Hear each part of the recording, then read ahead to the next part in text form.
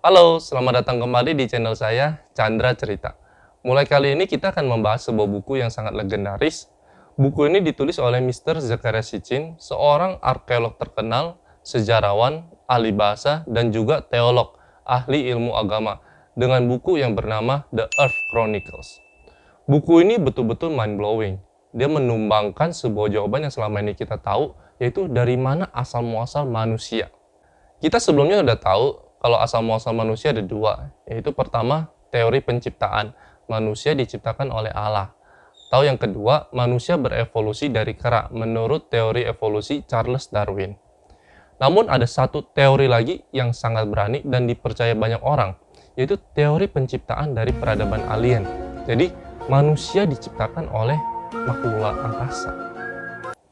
Isi bukunya seperti ini. Kira-kira 350.000 tahun yang lalu, para Anunnaki yang berasal dari planet Nibiru dikarenakan perperangan, mereka meledakkan atmosfer mereka sendiri dan membuat sebuah lubang yang sangat besar di atmosfer planet Nibiru. Oleh karena itu, untuk menambal atmosfernya, mereka datang ke bumi untuk menggali emas.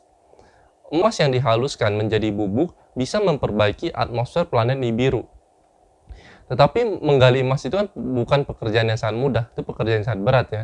Oleh karena itu mereka mengkloning manusia untuk membantu mereka bekerja.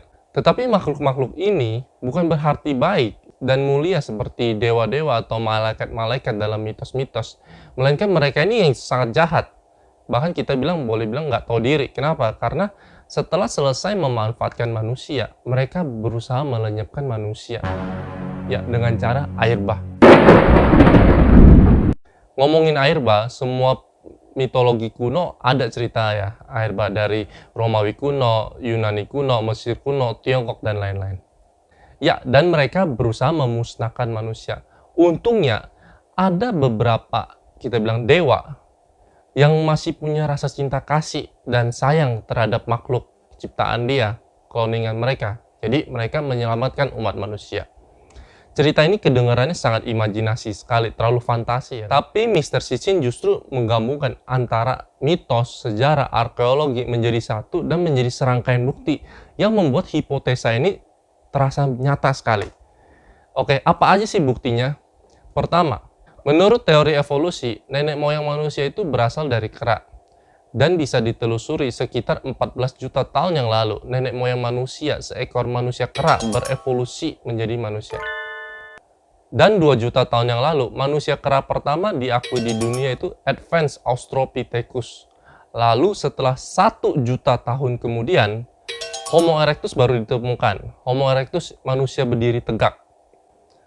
Setelah kemunculan Homo erectus, manusia berdiri tegak, 900.000 tahun kemudian, baru muncul manusia Neanderthal, manusia purba pertama di bumi.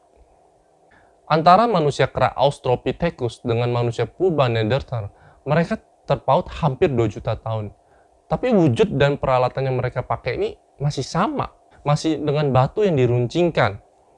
Jadi 2 juta tahun dilewati dan pada dasarnya nggak ada banyak yang berubah. Dan hal yang luar biasa terjadi 35.000 tahun yang lalu, manusia cerdas tiba-tiba muncul, Homo sapiens. Ya, bahasa ilmiahnya. Dan contohnya manusia Cro-Magnon. Perawakannya ini seperti orang bule, tinggi besar, rambut pirang.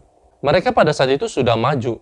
Mereka bisa pakai baju dari kulit hewan buruan, peralatan bukan hanya dari batu, tapi juga udah bisa buat senjata dari kayu dan tulang hewan. Mereka bahkan sudah tahu gunakan batu dan kulit hewan untuk membangun rumah, menutup atap goa lah.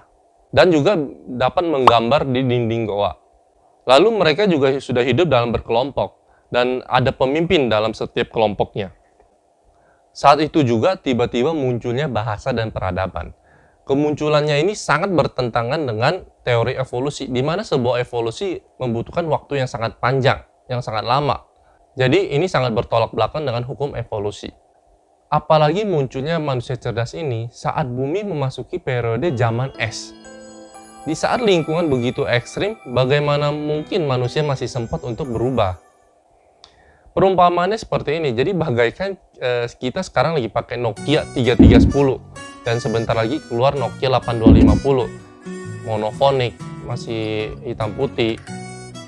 Tiba-tiba keluar iPhone 6, iPhone 6 yang udah 4G, udah bisa video call, udah canggih. Aneh kan? Sekarang manusia tidak seharusnya punya peradaban. Kita lihat saja, masih ada suku primitif yang tinggal di bumi. Contoh suku primitif Bushmen di Afrika. Sampai tahun 1950, mereka baru diperkenalkan cara bercocok tanam oleh pemerintahnya. Sebelumnya mereka masih aja berburu untuk bertahan hidup. Dan secara teori evolusi, memang seharusnya manusia ini masih primitif di bumi ini.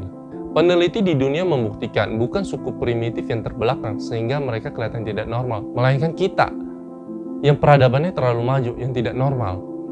Kenapa mereka munculnya 35.000 tahun yang lalu? Kenapa bukan setelah 1 juta atau 2 juta tahun kemudian, ya kan? Yang sesuai dengan teori evolusi.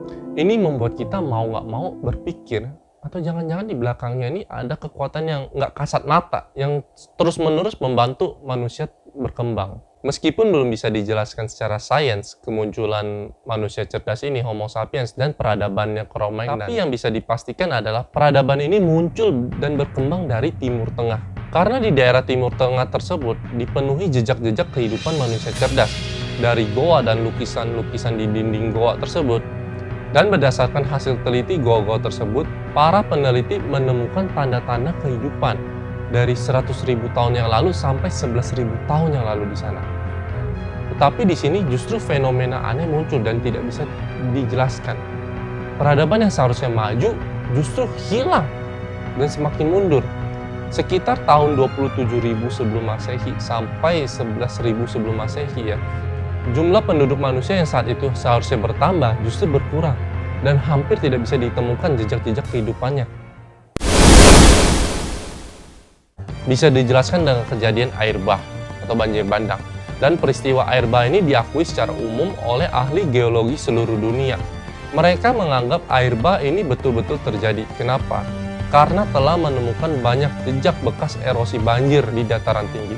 Umat manusia pada dasarnya sudah lenyap pada kondisi seperti ini, tapi keajaiban justru muncul lagi. Tahun 11.000 sebelum Masehi, manusia cerdas bukan hanya kembali, tapi mereka membawa pengetahuan yang baru dan memulai sebuah peradaban yang lebih maju lagi. Manusia yang semula hanya bisa berburu untuk bertahan hidup, mulai bisa bercocok tanam menjadi petani. Tiba-tiba udah paham bagaimana cara tanam padi, gandum, linen, dan udah bisa menjinakkan hewan dari anjing, kambing, sapi. Lanjut dunia memasuki zaman Neolitikum. Dan hal yang menakjubkan muncul lagi. Tahun 7000-an sebelum Masehi, barang-barang yang terbuat dari tanah liat ini muncul begitu saja. Dan banyak ditemukan peninggalan yang menakjubkan mulai dari tembikar, gerabah, perhiasan, bahkan ukiran-ukiran kecil lainnya. Dan tahun 5000 sebelum Masehi ya. Hasil kerajinan kendi-kendi dari tanah liat itu mencapai titik puncak. Bentuknya rapi, ada ukiran, desainnya, warnanya bagus. Tapi tahun 4500 sebelum Masehi, keanehan muncul lagi. Peradaban manusia yang seharusnya semakin maju, justru malah mundur lagi. Kendi-kendi dari tanah liat semakin polos, dan juga manusia kembali menggunakan batu. Sekali lagi, sebuah tangan yang tidak terlihat membantu manusia melewati masa-masa sulit. Bahkan mengajari manusia sebuah pengetahuan yang baru. Tentunya tangan ini adalah makhluk dari luar angkasa, planet Nibiru. Baik, jadi ini adalah bab pertama dari buku The Earth Chronicles. Intisari dari bab ini adalah si penulis ingin menjelaskan bahwa manusia ini terciptanya dari makhluk luar angkasa.